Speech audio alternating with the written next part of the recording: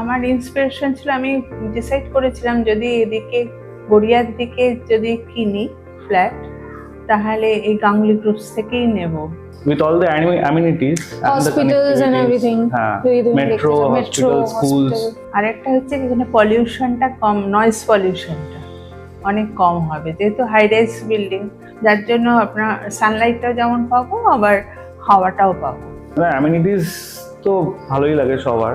আর একটা কম্প্যাক্ট জায়গার মধ্যেই থাকছে, যখন সুবিধা হবে তখন ও অ্যাভেল করতে পারবে, আমরাও সেটা করতে পারবো।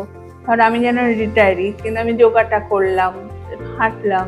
আমার তো মনে হয় সিকিউরিটিটা খুব অনেকটা মেজর পয়েন্ট আর কি। আমরা এখন যেখানে আছি সেখান থেকে অবভিয়াসলি একটু মোর সিকিউরড অ্যান্ড মোর সেফটি থাকবে।